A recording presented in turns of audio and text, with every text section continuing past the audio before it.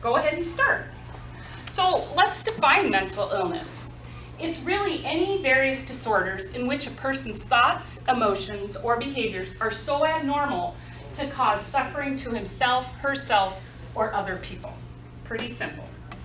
So some common types that you may or may not think about is an anxiety disorder, and that's a group of mental illness that can cause constant fear and worry.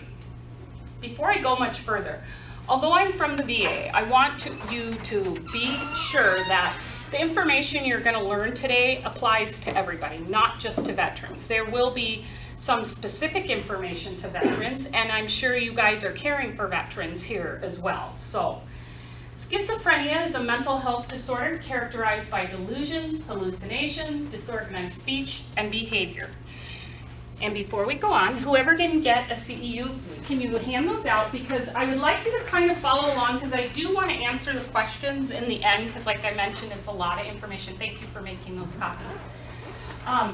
And then you may not think of, but the autism spectrum, a neurological developmental disorder that causes social, communication, and behavioral challenges. Some more are bipolar disorder. It used to be called manic depressive. It's a serious mental illness characterized by extreme mood swings. That's why it used to be called manic depression. Psychosis is a mental disorder characterized by disconnection from reality, which results in strange behavior, often accompanied by a perception of stimuli. So they may hear voices, see images, and have sensations and other hallucinations. Again, to that person experiencing it, it's very real. So, and then the last one here on this page is conduct disorder, a behavior and emotional disorder that represents as repetitive, disruptive, and violent behavior. Situational depression, and that accompanies a lot of times for people who's experienced loss, whether it be due to a death or divorce or major life stressor. But major depressive disorder is more serious. It's a mental health disorder having episodes of psychological depression. Panic attacks. It's a sudden episode of intense fear, and they're, again, very real. That's the person you might see hyperventilating, their palms are really sweaty, they're about to pass out. Asperger's syndrome. It's a neurodevelopment disability that affects the ability to interact with people and communicate. Social anxiety disorder. So it's a chronic mental condition which causes irrational anxiety due to social interactions. So that person really struggles to get outside their home and have connections and hang out with people. So do you want to come up here and or wherever? Probably just easier if you sit. And then don't go hide in the middle of all these women. Okay. So one of the things that I came to talk about also is called post-traumatic stress disorder. Now, people think it's only applies to veterans, but in fact it doesn't. It's a mental health problem that can occur like after any traumatic event, like war, an assault, or a disaster. Think about the people who are dealing with Hurricane Dorian right now. The Bahamas are totally wiped out. That can cause PTSD, and it'd be surprising if it isn't. So, and that being said, not every veteran has PTSD either, so it's really important to remember that. But so what goes along with PTSD are physical symptoms, fatigue, dizziness. They'll have nightmares or flashbacks of the episode that caused the trauma. Depression or anxiety, irrational fears, it leads them to have those. They withdraw. They don't want to participate in events that they once joined. Over and over, our soldiers tell us when they come back that life just isn't the same, which obviously you're deployed, it's not going to be, but they're trying to figure it all out. And if they've gone through trauma, because again, not every person deployed goes through trauma, but if they have, they withdraw because they're trying to figure it out. And then they avoid, any physical or mental stimuli that reminds them of the event. So one of the things in our community living center, at the St. Cloud VA, we have a 225 bed community living center veterans actually qualify to stay there very differently than your community facilities. And then we have inpatient drug and rehab treatment for the veterans or those suffering from other mental health disorders. So we also have a minor league baseball team who shoots off fireworks every Friday during their season when they're home. So when that occurs, we all get a message as employees because it's like, hey, if the veterans hear this and it causes some flashbacks, that's why. So, and then they repress those feelings, or they do intentional blocking of the memory associated with past experience. You know, as we saw the Me Too movement, or as we still see it, you know, people will say, well, why didn't you report it sooner, this and that. But a lot of people do repress those kind of things, and something triggers it or makes it come, you know, to the surface again, and it's the same. That would be a form of PTSD. So it's so in its definition, it's a mental. Oops, sorry, I already did that one. Whoops. Okay, we talked about that. So some of the emotional parts of it. The person has hyperarousal. They're just so jittery. They're literally physically jittery. Or if they're not physically jittery, they're jittery inside their mind because they're on edge. You have to remember, when a person's been through trauma, they're in that fight or flight mode. And that can take a long time to get off of that. Think of it in terms, if someone's deployed, they're always at risk of someone killing them, right? So they're in that fight or flight mode to save their life. So again, our soldiers will tell us when they come back that, you know, it just takes a while. There's that chemical change, the adrenaline rush. For us in the VA world, we talk about, you know, these soldiers come back and they sleep with a loaded gun under their pillow because in their mind they feel the threat is still really real. And we're going to tie this all together with suicide prevention as we go along. So again, there's emotional numbing, and the person tries to numb their feelings, so you might see them using more alcohol or substances. Irritability.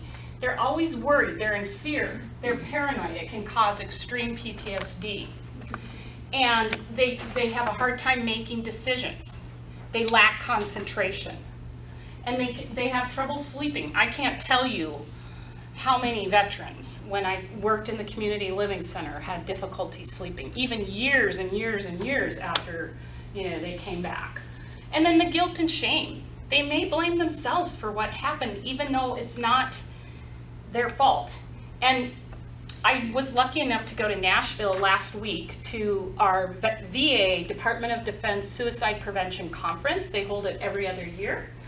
And they had some veterans get up there who had been deployed to Iraq and Afghanistan and talk about the difficult decisions they make when they're in those situations. And it's kind of like law enforcement. They're split-second decisions. They're making the best decision with what they have at the moment. Sometimes it's a good outcome, sometimes it's not. But they have to deal with that the rest of their lives, so that can add to that. And then again, the heightened emotions can cause behavior changes, mood swings. Maybe they were a really easygoing person before they left, or before Hurricane Dorian, or whatever the trauma is. And now, you know, they just seem so different. They're very easy to snap, you know, emotionally. And then they're hypervigilant. That's kind of when we see them sleeping with loaded guns under their pillows. So, and they're easily startled. So one of the things about PTSD, though, that's really important is they have to be suffering with symptoms for at least a month or so. And it also, you want the symptoms to be severe enough to interfere with daily life. So have they quit going out with friends? Are they not able to show up to work? And then we want to rule out other probable causes, such as something medical or substance abuse. It could be kind of a chain reaction there.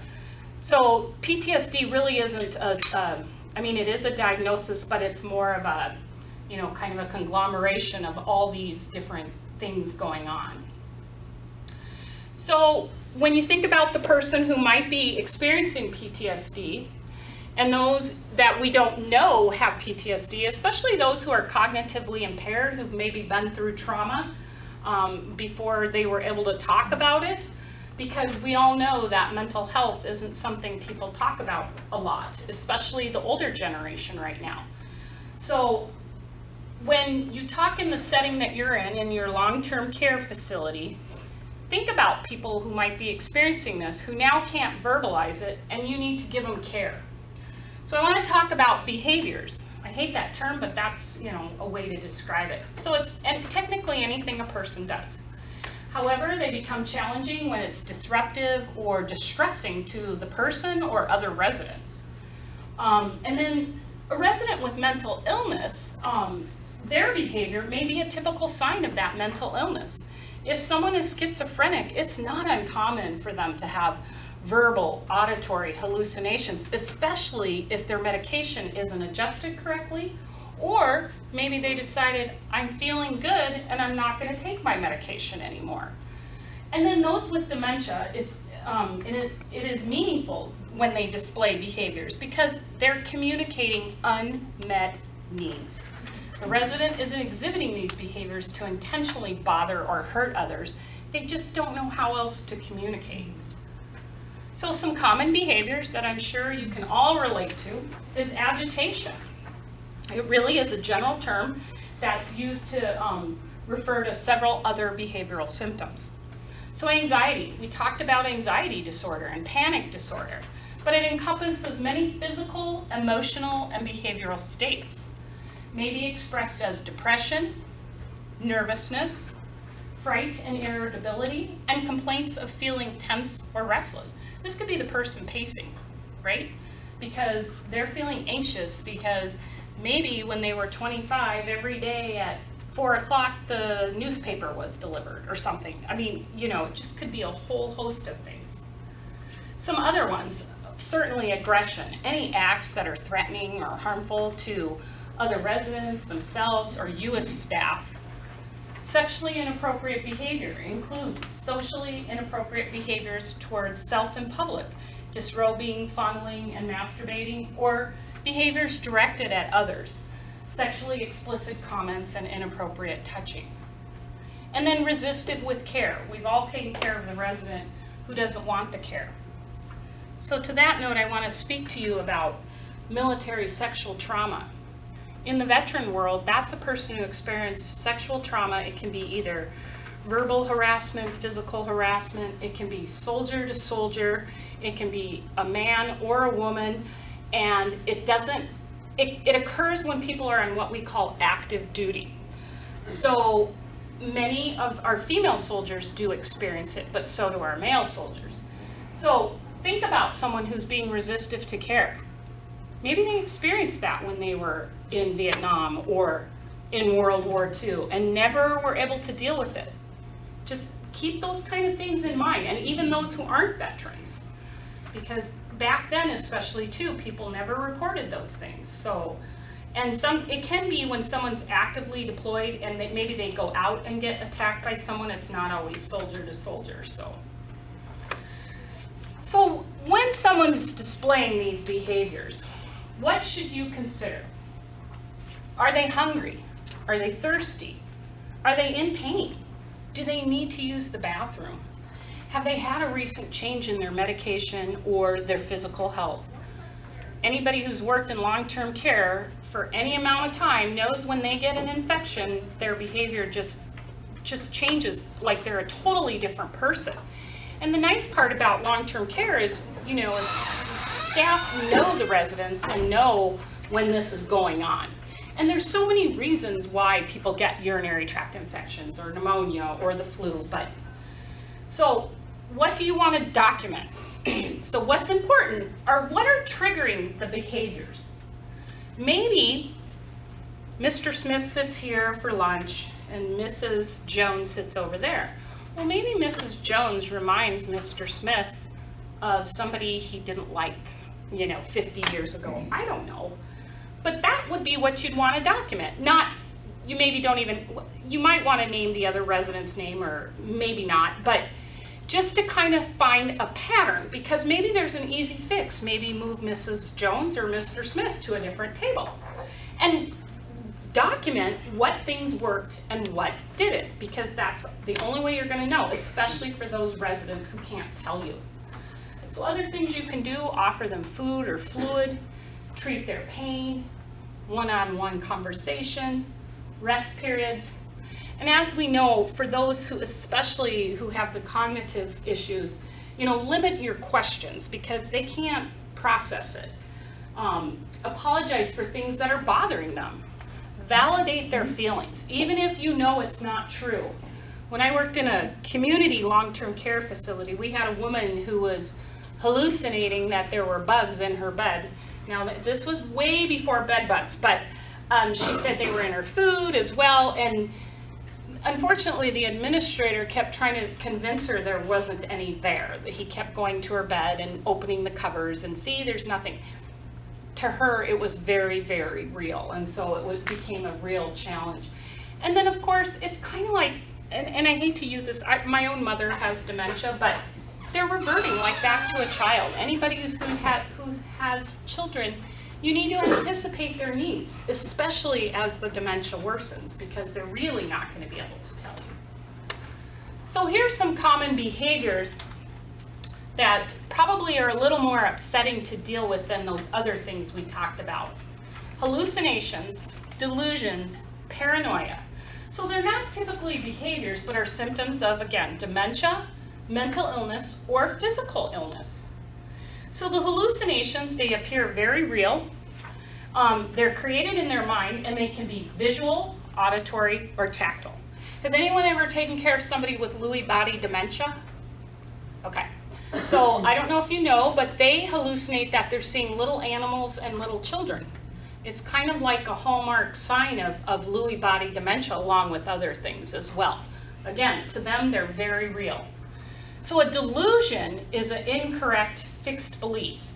A person may have the delusion that they're famous, or staff, or are trying to hurt them, or it may go along with their paranoia. So like sometimes you'll hear the person who thinks the government's out to get them and you're working for the government.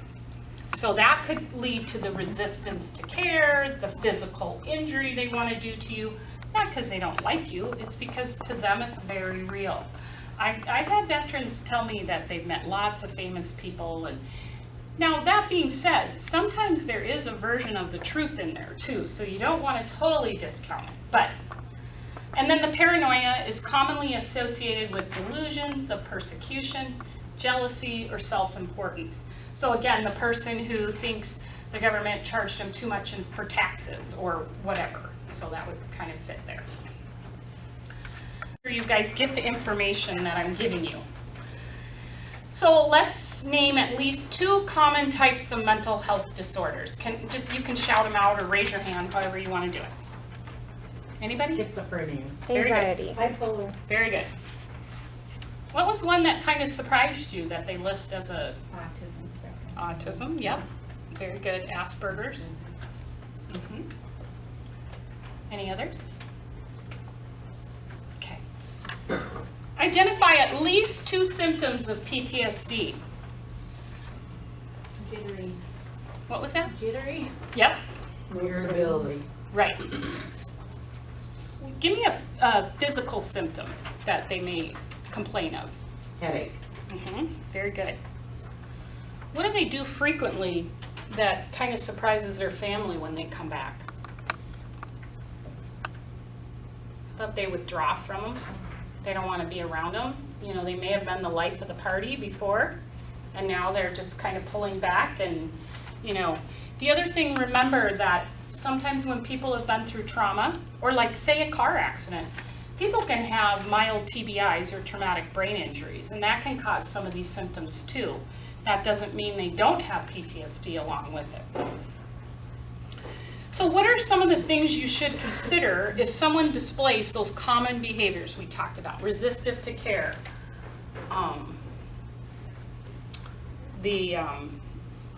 agitation, anxiety.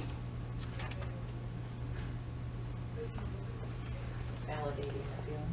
I'm sorry, what? Validating their feelings. Yep. So really, it's actually asking what are some causes, possible causes of a person feeling that way or displaying those behaviors. How about infection. Yep, pain, infection, Hunger. bored, loneliness, Guilt. yep. That could be they're hungry. You know, remember people who are diabetic, when their blood sugars kind of ebb and flow, that can affect their ability, their hunger as well. So a lot of people, as they get older, they just don't need the calories. So it can be either way. Sometimes we want them to eat too much, and sometimes they don't want to eat. So, okay, and then demonstrate what should be documented, at least 2 interventions to try if someone's experiencing hallucinations, delusions, or paranoia.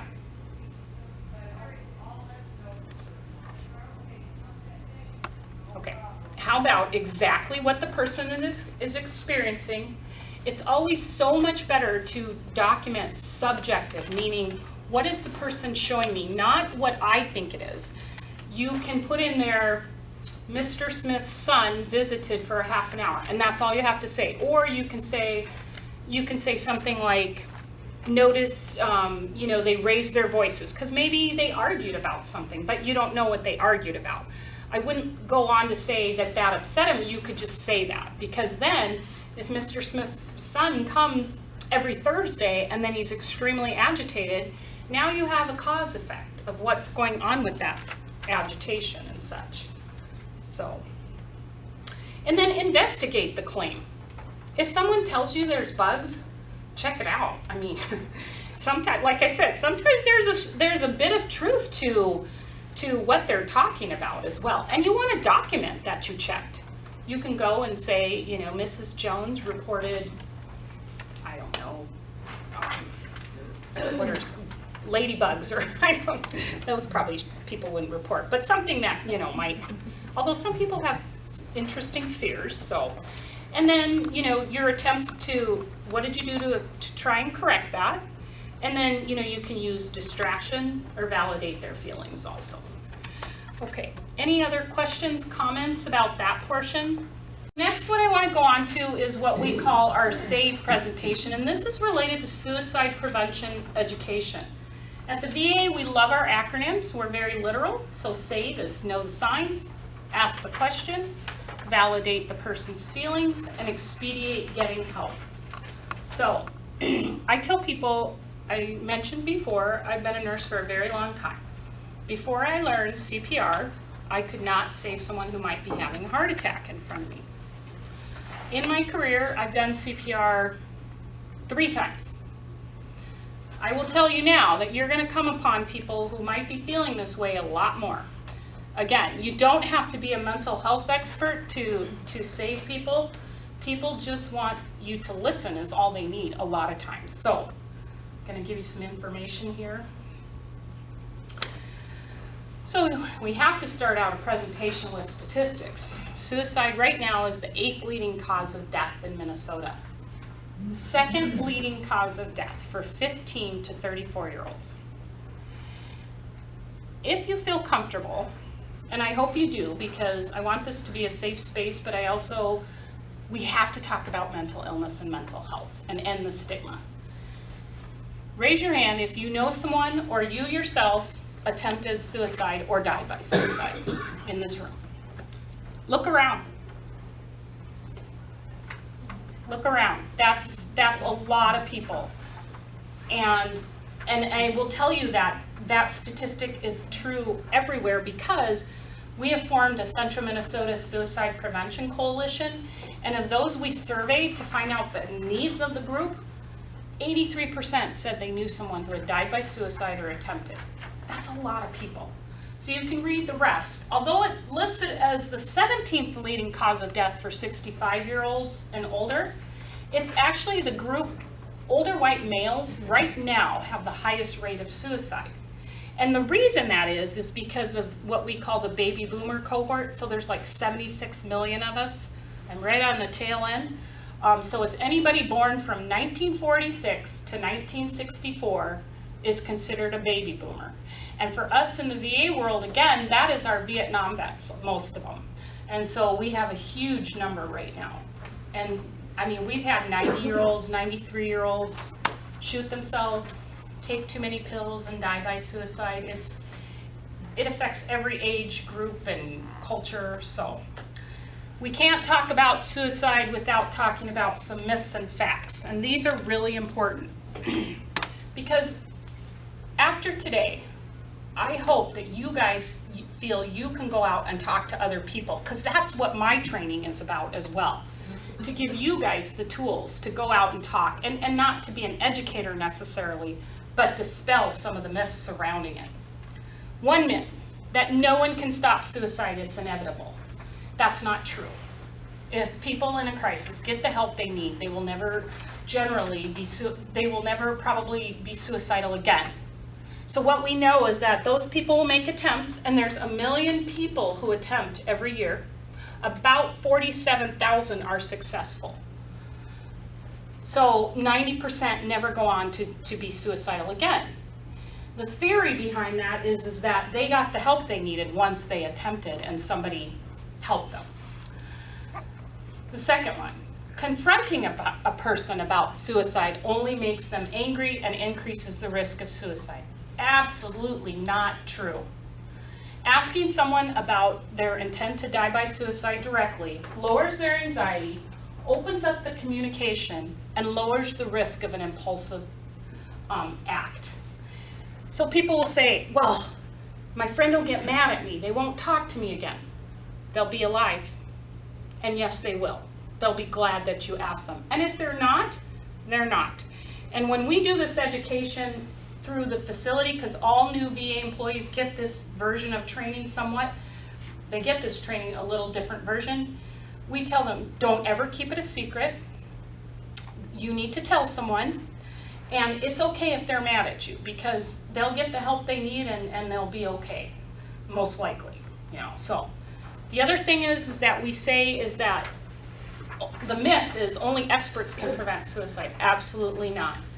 Really, it's everybody's business, and anybody can help prevent the tragedy of suicide. That's why we train all our new employees, because a lot of times in our world, veterans want to talk to veterans.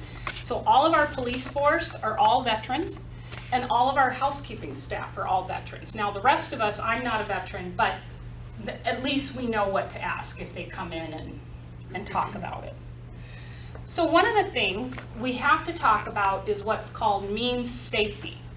And what that is referring to is what's the type of means or device the person's going to use or when they've tried an attempt or succeeded.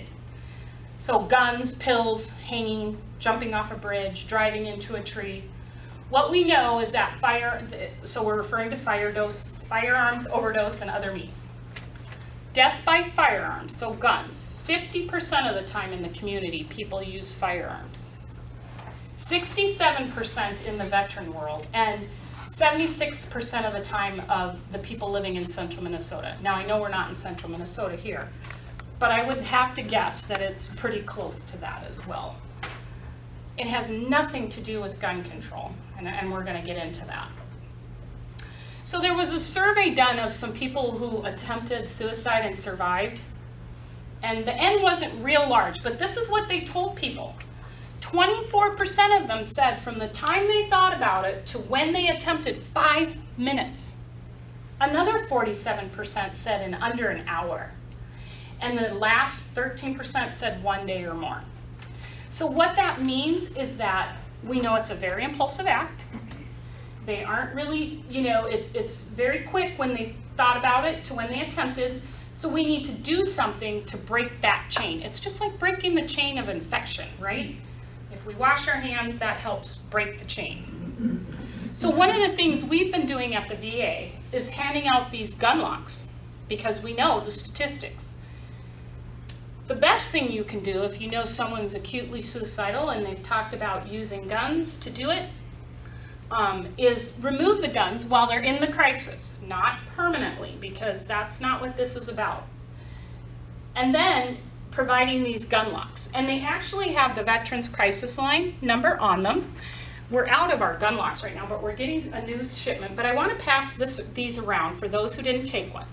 This is our Veterans Crisis Line card, and on the back it talks about recognize the signs of suicide risk. This number listed here is actually the National Mental Health Crisis Line. It's so anybody can call. You don't have to be a veteran. When veterans call, they press 1. Now the reason they do that is twofold. When a veteran calls, they ask them if they want a consultation sent to a suicide prevention coordinator. Every VA in the nation has at least one, and most of them have multiple ones.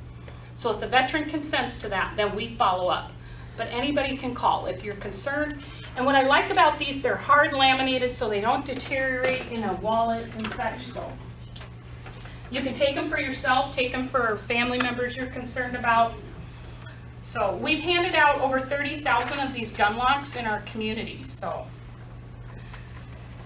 one of the things, the reason that my position that I currently hold was started was we are moving towards what's called a public health model approach. You may have heard about it before, but basically we know of approximately 20 veterans who die a day nationally.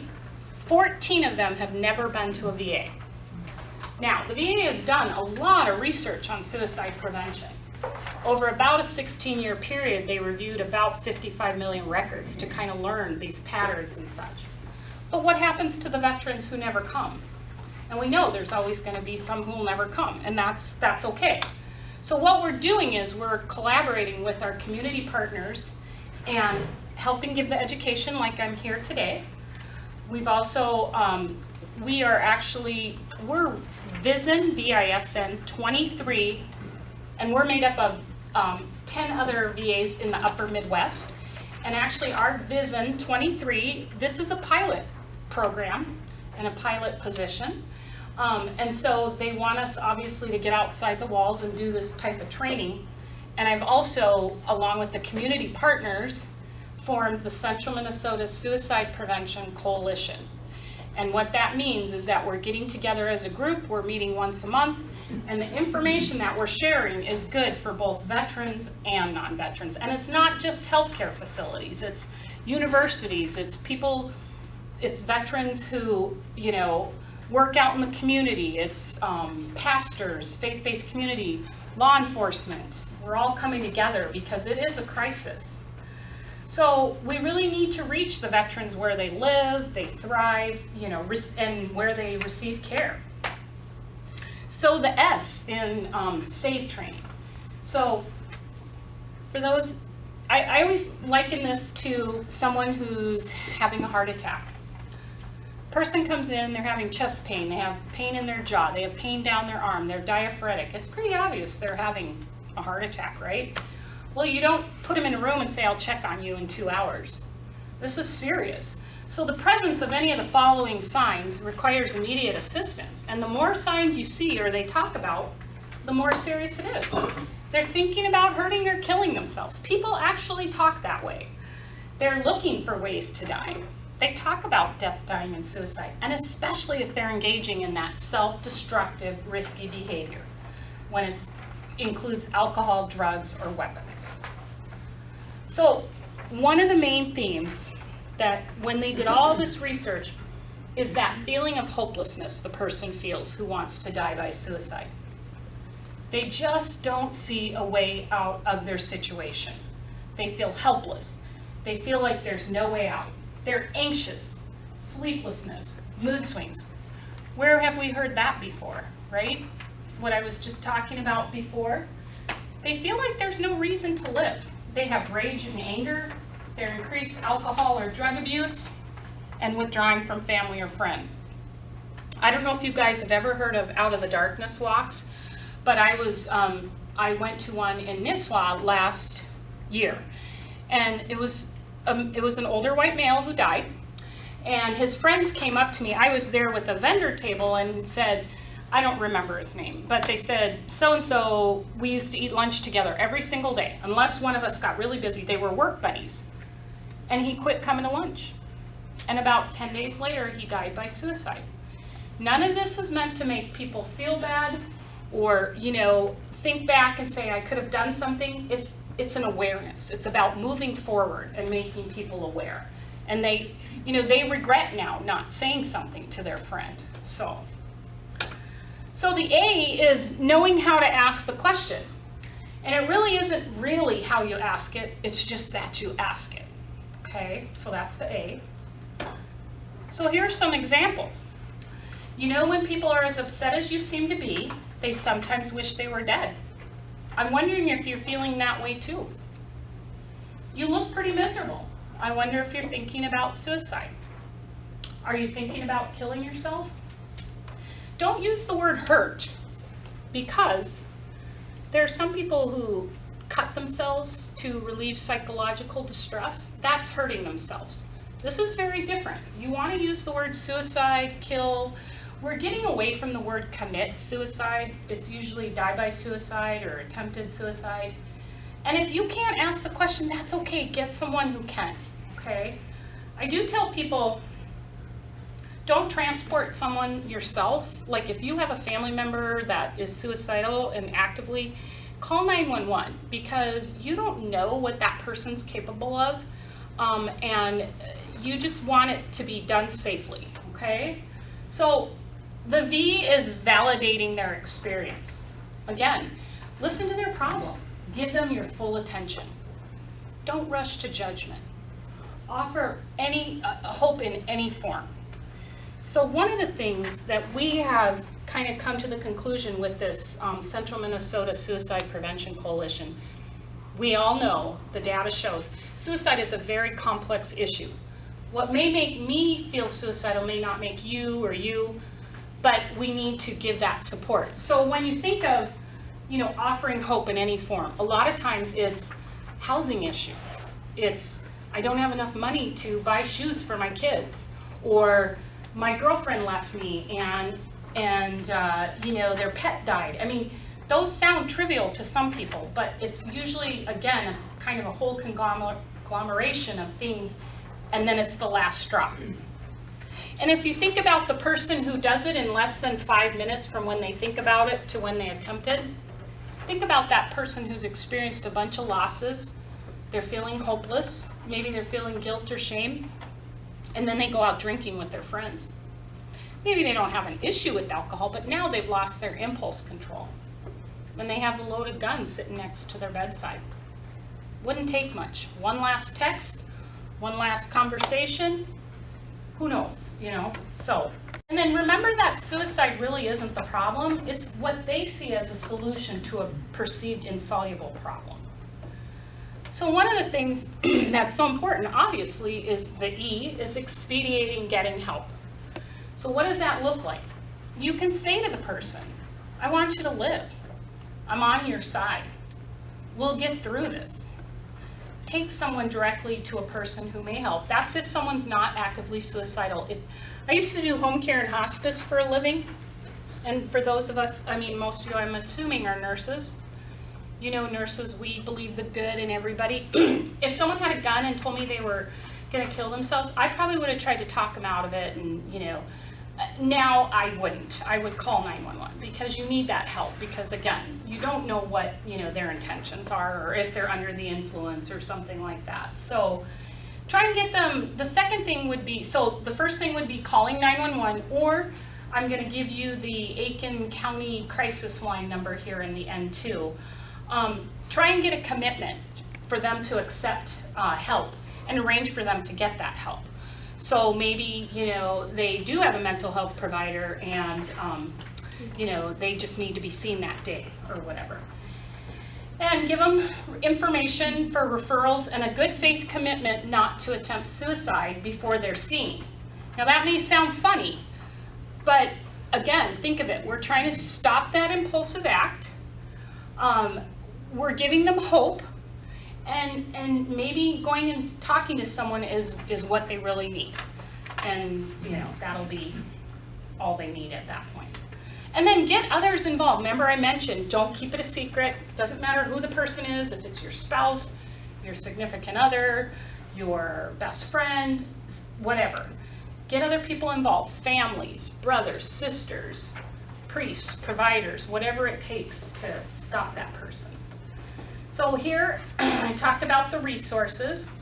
The Veterans Crisis Line number's on there again. It's 1-800-273-8255. If it's a veteran, they press 1. Many times veterans want to talk to veterans, so a lot of the people at the Veterans Crisis Line are actually veterans, not all of them. And they're located actually in Georgia, New York, and Kansas City. Now that sounds kind of funny, but it's all done via telephone or text. They're getting a really large number of texts coming in or chats. When we went to the conference, they mentioned they're getting 2,000 calls a day nationally. Now what they'll do is, when a person calls in, this is how it works for a veteran. If the veteran calls and says, I have a gun to my head and I want to kill myself, they dispatch 911 for the veteran.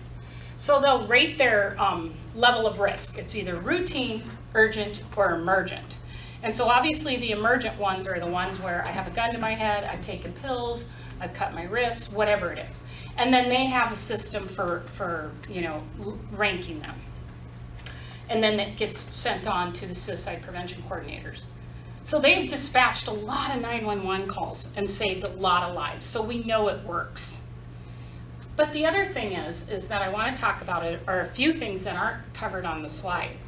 One is what we call protective factors. And those are the things that make people not want to die by suicide. Because although someone may be in an acute episode, you want to talk about those things. Maybe it's, their grandchild that's due to be born next month. Maybe it's the new job they've started. So protective factors are things that make them keep living. Maybe it's they're going to meet up with their buddies tonight, and we talk about those things. The one thing we do in the VA, and I don't know how much they do it in the community, but excuse me, we evaluate all veterans coming in for suicide. Well, I shouldn't say all, those who have a diagnosis of depression or PTSD. And if we give them a risk, an acute risk and a chronic risk, either low, intermediate, or high. Anybody intermediate or high automatically gets what's called a safety plan. And the safety plan is also a piece of paper, and they can scan it into their phone, but we like them to have the hard copy in case their phone quits working. What that is so the veteran can reference it and kind of help themselves, because we're not always going to be there when they're having these feelings. So it's 6 steps. It talks about what are the things that trigger your feelings of suicide, what are the things the person can do to help calm themselves, what are the things the person can do to distract themselves and maybe involve other people. And generally we don't want them to list people who are going to engage them in risky behaviors like drugs or alcohol. And then who can I call to help me? Like say I'm feeling acutely suicidal, I have guns in my home, and I need someone to remove them for me. That would probably be like a family member or something like that. Then we have them list their mental health providers. And then the last part speaks specifically to firearms and do you have them secured? And of course we've all heard about the opioid overdose and crisis as well. We actually, when people are on opioids now at the VA, maybe you've heard, they can get a Narcan kit, and actually you can get them at like Walgreens and stuff without a prescription now too, out in the community, so that's a good thing. And we make sure that, like I said, they have a hard copy of the safety plan. And we update it as things, change, because someone may be low risk for suicide chronically, but they're high risk right now. And then we actually put what's called flags on the charts if they've had a very serious attempt. And so when we open our electronic records, it flashes at us. So that's really the main gist of my PowerPoint to make, or things that maybe surprised you that you learned today. Do you feel a little more confident maybe being able to ask someone if they're feeling suicidal? I hope so. Just remember, it's, if they hate you, they'll hate you for a short time. So, just to be transparent, my internet connection through the VA stinks. So I would like to play a YouTube video, but I can't. But I want to play the song because I think it's a really good song, and it kind of sums up what we just talked about with suicide prevention. So And if you ever get a chance to download the video, it's very good. It's by Jason Mraz, and it's called I Won't Give Up. You maybe have heard it, but there's a few others when you Google suicide prevention stuff, but I like this one because it kind of covers the trajectory of the ages. It shows a small child to an elderly person, a veteran kind of recovering from injuries, so hopefully this works. Okay. I don't know if you can hear it.